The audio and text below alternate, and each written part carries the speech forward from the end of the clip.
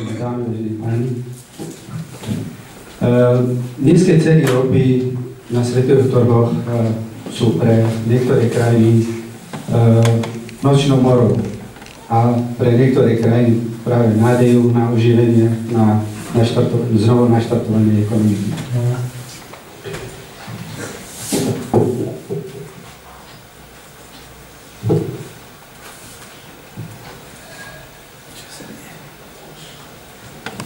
Ja som rozdelil moju prezentáciu na dve hlavné body. V prvom bode by sme sledovali všetci niektoré grafy, tabulky, ako vyvíjala cena ropy na svetových trhoch v poslednej dekáde. V rámci tohto bodu by sme mohli nájsť odpoveď, aké sú príčiny, aké boli príčiny tohto poklesu. A v druhej časti by sme mohli tiež nejak načrtnúť na dopady poklesu cien ropy na jednotlivé vybrané ekonomiky, tak exportujúce, ako aj importujúce. Zároveň by sme načrtli, ktoré krajiny profitovali a ktoré strátili z tohto poklesu. Ako vidíte z tohto diagramu z poslednej dekáde vývoje cien ropy na svetových trhoch, z tohto vývoja možno dedukovať len tie najvypuklejší vývoj, teda ak porovnáme dve obdobie z roku 2008-2009 a 2014-2015.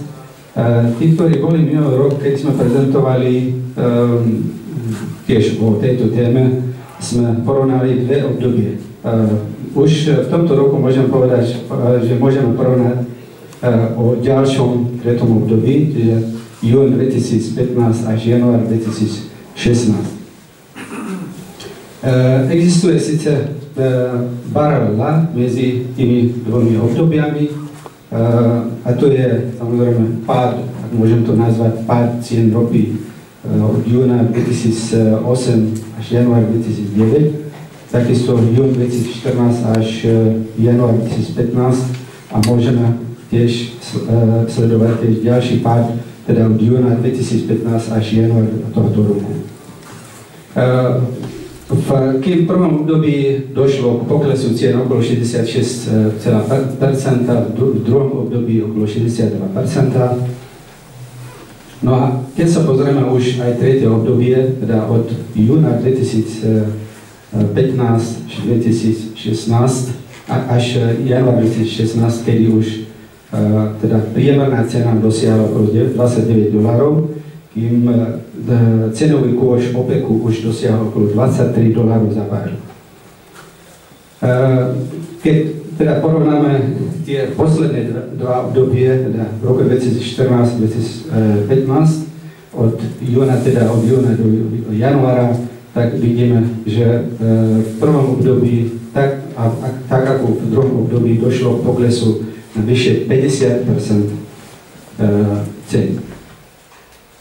Aké sú teda príčiny pádu cien ropy? V prvom období, ako sme už naznačili, že hlavný faktor pádu cien ropy bol globálny, teda pokles globálneho dopytu.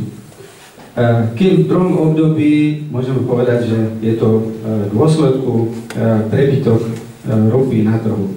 V súčasnosti sa odhaduje prebytok na okolo 2 milióny barelov denne. Niektoré štatistiky hovoria, že od 1,5 milióna barelov denne až 2,5 miliónov barelov denne. Samozrejme, zatým je to už dlhodobý vývoj od roku 2010, zvýšenie produkcie prílicovej ropy a samozrejme aj geopolitické faktory, ktoré medzinárodné trhy očakávali, že dojde k pádu alebo k prerušeniu dodávok ropy, ale naopak sa obnovili produkcie v Líbii, v Iraku, v Nigerii a v iných krajinách mimo OPEC-u. Tento graf práve dokazuje, alebo ukazuje, aký rozdiel medzi ponukou a dopytom. Od začiatku roku 2014, kedy mierne dopyt prevyšil ponuku a postupne od tohto dátumu sa akumuloval prebytok ropy na trhu. Samozrejme, vždy ponuka oneskorene reaguje na dopyt. Niektoré analytici alebo aj niektoré trhy neočakávali samozrejme, že dojde k takému rastu, ale vzhľadom na to, že vtedy pred pádom cien niektoré krajiny využívali vysoké ceny ropy a zvyšovali produkciu. Už samozrejme nehovoríme o tom, že sú tam aj geopolitické otázky, najmä v krajinách exportujúce ropu. Ďalším faktorom je apreciácia amerického dolára. Vieme, že je tam inverzný vzťah medzi cenou ropy a hodnotou amerického dolára. To znamená, že keď americký dolár sa posilňuje, tak ceny ropy klesajú a naopak. Krátky faktor poklesu cien ropy bolo aj rozhodnutie OPEC-u v novembri 2014, keď sa rozhodli, že nezniží produkciu. V tom mesiaci, teda v decembri, čiže po rozhodnutí, lebo rozhodli sa asi 27. novembra, ceny ropy poklesli o $16 v jednom mesiaci za barel. Od tej doby samozrejme krajiny exportujúce ropy, tak z OPEC-u aj mimo OPEC-u hľadajú konsenzus, ako stabilizovať trh s ropou. Posledné stretnutie bolo v Dohe 17. apríla tohto roku z iniciatívy Saúdskej Arábie, Ruskej federácie, Venezuely a Kataru. Dostali pozvánku asi 18 krajín. Samozrejme, že na tú pozvánku prišli iba 15 krajín. Cieľom tohto stretnutia bolo zmraziť produkciu na úrovni januára tohto roku, čiže zhruba v januári tohto roku bola produkcia týchto krajín práve okolo 50 miliónov barelov denne. K takéto dohode samozrejme nedošlo, pretože boli veľké spory medzi veľkými rivalmi regionálnymi medzi Saudskou Arábiou a Iránom. Irán nepristúpil samozrejme k tejto dohode, pretože má za cieľ práve zvýšiť produkciu na okolo 4 milióny barelov denne, pretože ako náhle zrušili embargo, tak chceli samozrejme zvýšiť práve produkciu, nie zmraziť alebo nedaj Bože aj znížiť. Niektoré krajiny hovoria o nejakej spravodlivej cene ropy. Už boli samozrejme rôzne návrhy. Vieme, že v rámci OPEC-u už bol navrhnutý nejaké cenové rozpätie. V roku 2000 okolo 22 až $28 za barel. V roku 2010 už minister energetiky Saúdskej Arábie navrhol od 57 až $70 za barel ako spravodlivú cenu. Môžeme potom počas diskusie hovoriť, čo to znamená spravodlivá cena pre týchto krajín, pretože každá krajina vychádza zo svojich záujmov, svojej východiskovej situácie. V roku 2015 ruský minister energetiky Aleksandr Novák tiež prišiel s novým návrhom, podobné ako Saúdskou Arábiu, teda od 60 až $70 za barel. Samozrejme, je to veľmi zložitá otázka, alebo nájsť odpoveď na tejto otázke, pretože každá krajina, ako som povedal, vychádza zo svojich záujmov a východiskovej situácie. Keď sa pozrieme na náklady produkcie jedného barelu ropy, tak vidíme celkové náklady, že najnižšie celkové náklady majú Saudská Arábia, Irán a Irak, okolo $10 za barel. V rámci OPEC-u najväčšie náklady majú celkové náklady Nigéria a Venezuela, okolo $27 až $29 za barel. Z mimo OPEC-u najväčšie celkové náklady má Veľká Británia, okolo $44 dolárov za barel.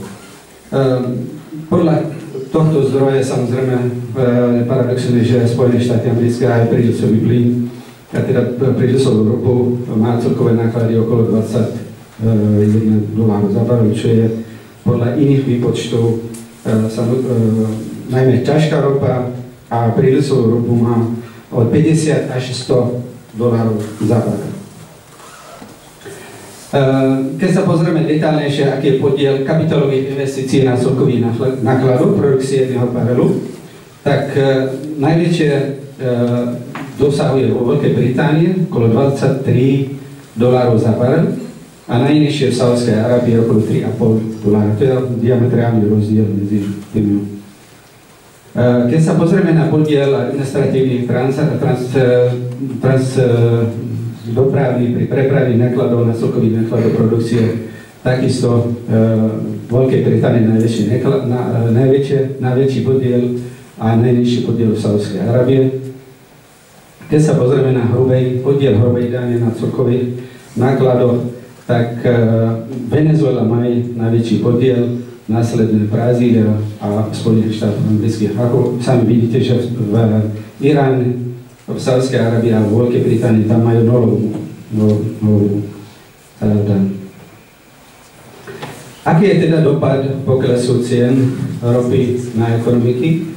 Keď začneme pozme na ekonomiky exportujúce ropu, samozrejme má negatívny dopad na tieto ekonomiky, pretože prevažne sú závislé na vývoze tejto komodity. Keď sa pozrieme z makroekonomického pohľadu, tak vedia k deficitu štátneho rozpočtu, k poklesu rezervného fondu, rast zahraničnej zadlženosti, nižším nákladom, vládnym výdavkom a znehodnotím meny.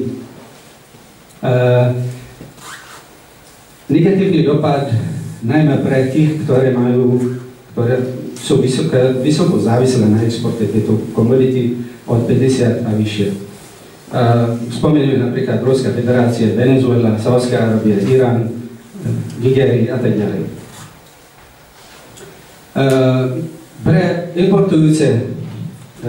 Pre krajiny importujúce tieto komodity z teoretického hľadiska môžeme povedať, že zníženie cien ropy vedie k úsporám a následne k investovaniu týchto úsporných alebo týchto finančných prostriedkov do iných výrobkov a podľa tohto diagramu ponuka sa posúva doprava a zvýši sa aj reálny dôchodok v dôsledku zníženia inflácie. Pozitívny dopad na ekonomiky krajín importujúce ropy, samozrejme aj z makroekonomického hľadiska môžeme tiež sledovať na salde bežného účtu platovej bilancie, aj na zníženie dotácií na pohodné hmoty, najmä pre tie krajiny, ktoré vysoko dotujú pohodné hmoty, napríklad India, Indonézia, Egypt. Čiže má pozitívny dopad na deficit štátneho rozpočtu. Podľa štúdia FONAMA z International Association for Energy Economics dopad každých 10% zníženie cien ropy na HDP a inflácie, ako sami vidíte z tohto diagramu, od 0,1% v Indonézii až 0,45% v Thajsku, Južnej Kórei. Samozrejme má pozitívny dopad aj na pokles inflácie. Nebudem samozrejme detálnejšie vysvetľovať. Krajiny, ktoré sú závislé na importe tejto komodity, je vidno samozrejme na obchodnej bilance z tejto komodity, ako sami vidíte v Thajsku napríklad okolo 9,8% HDP vývoz tejto komodity. Čo pri poklese o 50% vieme si predstaviť, čo môže pozitívne viesť. Napríklad Kórea tiež okolo 6%, Singapur okolo 5%, Tajván a tak ďalej. Robil som takú podobnú, síce miernu takú modifikáciu grafu pre krajiny strednej Európy. Aké saldo obchodnej bilancie z tejto komodity. Ako sami vidíte, kým v roku 2014 napríklad Slovenská republika mala saldo okolo 2,2 miliardy dolárov, a v roku 2015 už bolo menej, takmer o polovicu, čiže o 1 až 1,3 miliardy dolárov. Rovnako môžeme tiež vidieť aj Česká republika, okolo 50% zníženie salda, Maďarsku, Polsku. Sú isté obavy samozrejme z poklesu cien ropy a tie obavy práve z deflácie. Samozrejme, že keď relatívne môžeme porovnať negatíva týchto obáv, je to oveľa miernejšie ako vysoké ceny ropy na tieto ekonomiky. Negatívny dopad tiež môžeme sledovať na alternatívne zdroje energie, pretože pri nízkych cien ropy niektoré projekty zamerané na alternatívne zdroje energie buď sú zrušené alebo zmrazené. Negatívny dopad tiež je aj na životné prostredie, pretože pri nízkych cien ropy na svetových trhoch dochádza k zvýšeniu spotreby ropy a tým k zvýšeniu emisie skleníkových plynov. Podľa Medzinárodného menového fondu pokles cien ropy má pozitívny dopad na rast svetovej ekonomiky okolo 0,8% v tomto roku, čo predstavuje okolo 688 miliárd dolárov. Ďakujem veľmi za pozornosť.